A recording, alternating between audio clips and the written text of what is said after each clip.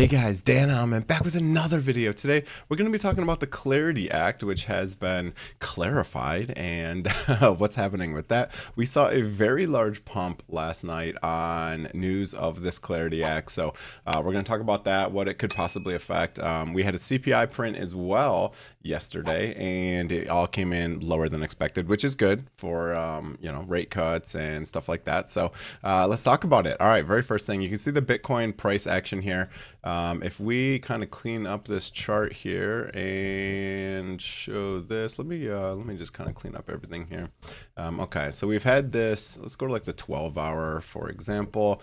We basically have these two sloping lines downwards. We have broken out of that, and you can see the price has started moving up. However, we do have this ascending channel, which could be a bear flag. So we could get to the top of this and then break out to the downside.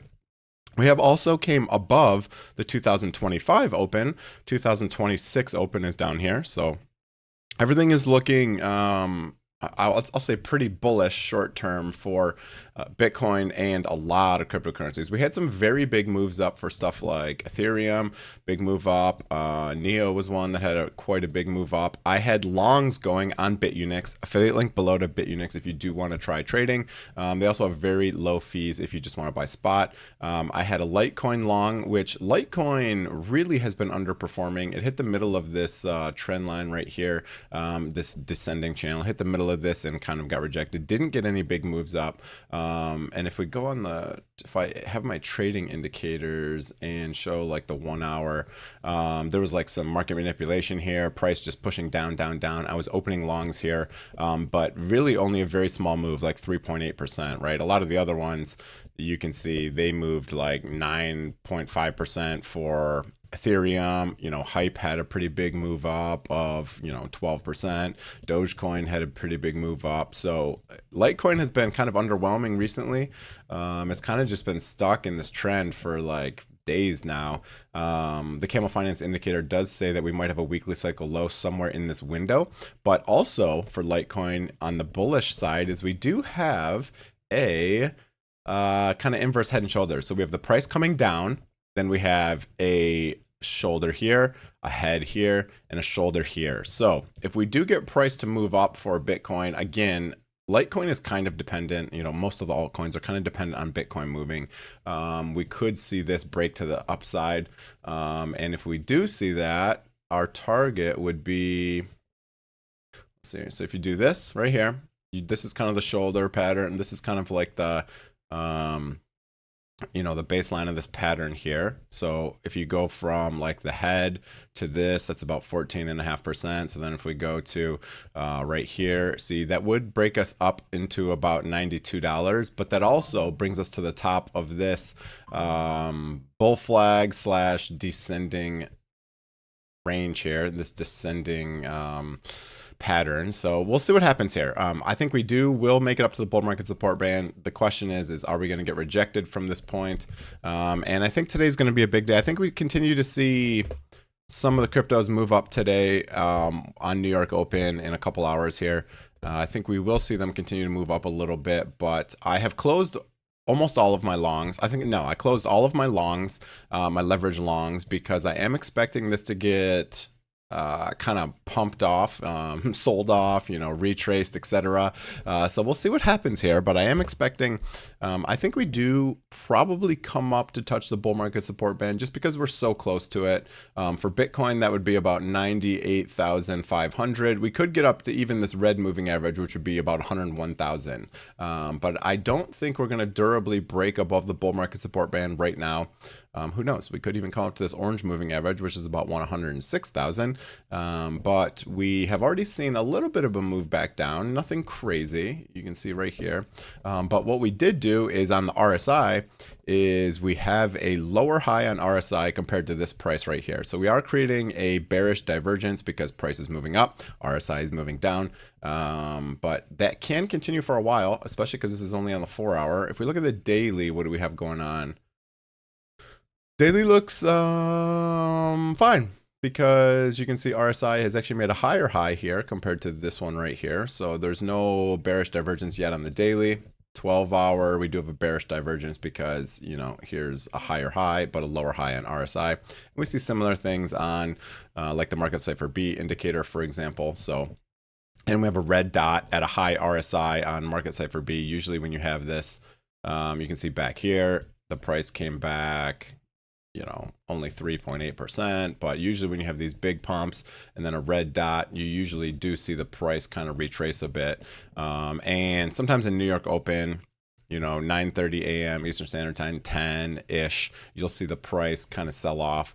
We could see that today, but we are getting kind of closer to this top of this pattern here.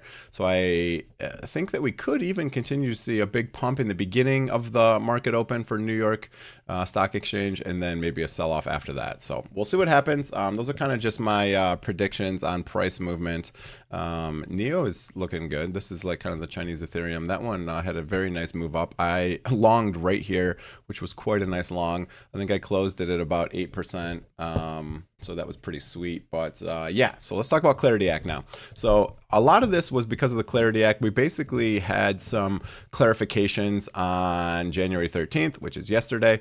It was introduced in May of 2028, and it's kind of just like talking about clarity on cryptocurrencies, right? So Digital Asset Market Clarity Act, it was drafted in 2025, but we did get some Senate draft and discussion releases on January 13th. With committee markups. So that's what we were, committee markups delayed. Okay, so I thought there were some markups yesterday, but I asked Grok, pros and cons of this Clarity Act.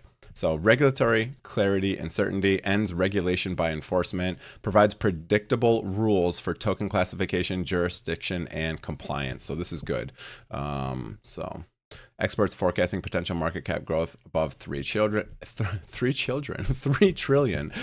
Boost to innovation and U.S. competitive. Grants the CFTC exclusive spot market oversight for digital commodities. Okay, so tokens tied to Bitcoin, Ether, etc. Exempt certain non-controlling developers and DeFi activities, and offers limited SEC registration exemptions for fundraising, etc. So there's stuff like I remember like ICOs, initial coin offerings, were kind of like ruled in a weird area a long time ago. So this kind of, I think, is kind of related to that for fundraising stuff, because otherwise it can be like a regulated, under SEC, it can be like a regulated commodity, and you're not allowed to like launch like an IPO, for example. ICO example. There was some weird stuff going on with ICOs a long time ago. So this has clarity to that now, which is good. Stronger investor protections and enforcement. Enhances anti-fraud authority, requires asset segregation, custody standards, closes national security illicit finance gaps, and promotes coordination between SEC and the CFTC. So this is good for people, that are trying to hold it, like, institutions like Coinbase and, exchanges and stuff like that. So it has some segregation and like proof of reserve stuff in it. So that's pretty cool. Path for stablecoin and market maturity. Clarifies rules for permitted payment stablecoins. Example, full reserves, no direct yield for holding. So this is kind of a bummer. It's in the cons. I'll talk about that in a second here. Potential barriers for smaller players in innovation. Reporting and compliance requirements could price out early stage developers. So that's a negative. DeFi and decentralization. While some drafts protect self-custody, I did see that it does protect self-custody. It means you're allowed to have your own wallet. That would be gross if they made that illegal. Having your own wallet and storing your own cryptocurrency, that'd be kind of insane. But I saw something previously saying that like, peer-to-peer transfers are okay, etc. So that's good. Critics argue vague or overly restrictive rules on decentralization tests, smart contract approvals. So creates legal uncertainty. So we'll see what happens there. Stablecoin restrictions and banking conflicts. Bans on yield and rewards for simply holding stablecoins. Like Coinbase, for example, it gives you like, 3.75% just for holding stablecoins. To avoid competing with banks, have drawn pushback from fintechs and credit unions. It may create loopholes or unresolved fights over rewards tied to activity. So this would be a bummer if they get rid of that. I think the yields are pretty valuable for this, right? So like I have the Coinbase credit card, for example, and you need to hold 50 grand if you want 3% back in Bitcoin on all your purchases. So, if we're going into a bear market, I would want to hold stable coins because I want to, sell my crypto high and I want to buy it back low. So if they take away the yields for that, it'd be kind of a bummer because, I like holding a decent amount of cash in stable coins to get those yields. As rates go down, obviously those go down as well, but that'd be a bummer if those are kind of banned. Obviously this hasn't gone through yet and hasn't even been approved by the Senate. It's voting by the Senate right now, so we could see some changes, etc. Missing elements from prior bills. So protections, mandatory joint SEC, CFTC rulemaking, clear decentralization, or self-regulatory organizations could leave gaps. So the ongoing Senate negotiations as of mid-January 2026 highlight divisions. Okay, so in summary, widely seen as net positive for crypto. I think it also bans stuff like wash trading. Binance has been doing a lot of wash trading, allegedly, I'll say.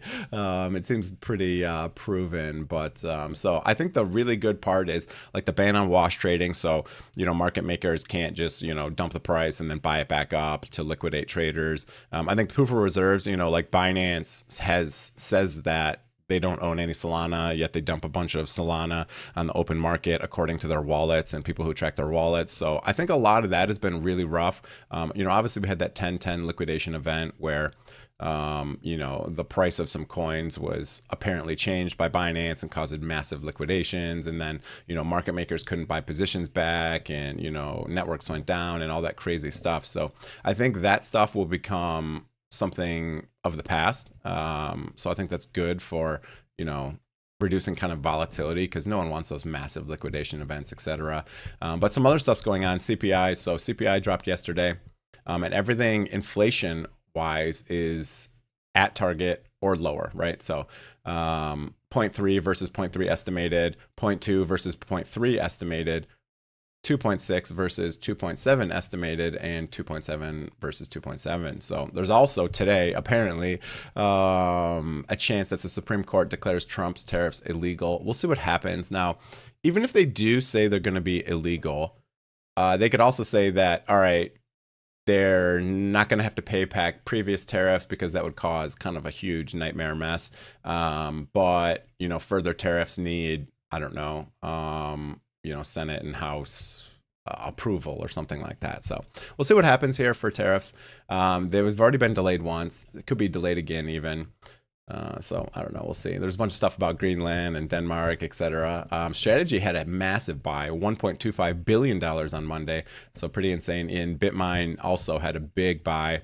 Obviously, I talked about the Jerome Powell stuff in the last video. Let's see what we got going on real quick in general markets for today. SPY pre-market is down. Okay, ES1, which is futures on the 1 hour. In the last hour, we had a dump down.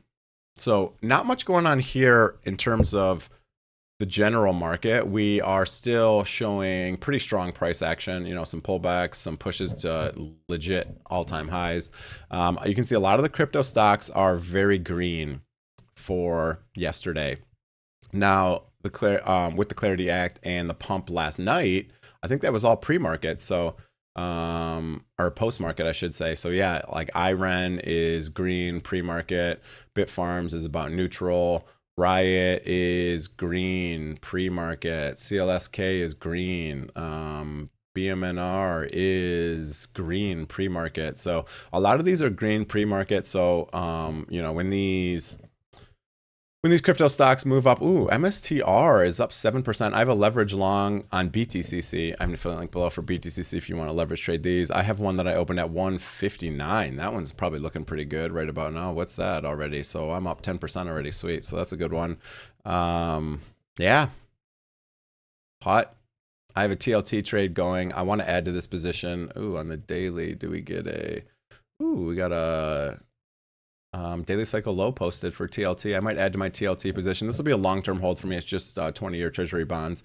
So that one I'm looking to add to. But yeah, interesting. So I think we could see a continuation of the pump today. As I said, I did close my longs and I am going to continue to add to shorts. I still think we could make it up to about 100K, but I'm just slowly adding to my shorts because I think eventually the price will come back down. I did sell some more of my spot last night on some of these pumps.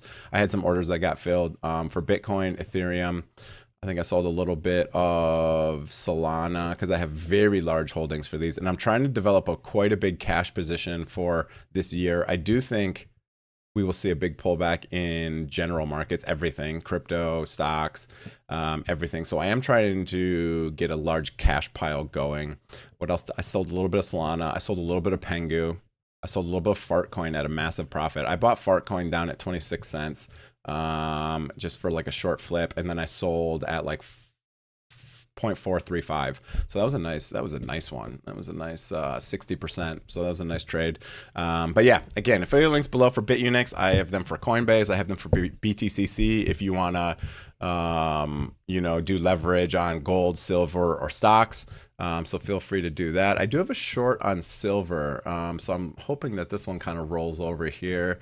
We've been continuing to pump, which is pretty insane. I think I have a stop loss at like $101. So I'm hoping we don't get that high, but I have a short on silver as well. I think that this is kind of an unsustainable move, and I'm expecting this to come back down a little bit. But anyways, that's it for the video. Hope you guys enjoyed it. If you did, hit the like, hit the subscribe button. Have a great day, everyone. And use those affiliate links below. It is the best way to support the channel, as well as leaving a comment, hitting that thumbs up button, and subscribing to the channel. Thanks, everyone. See you guys.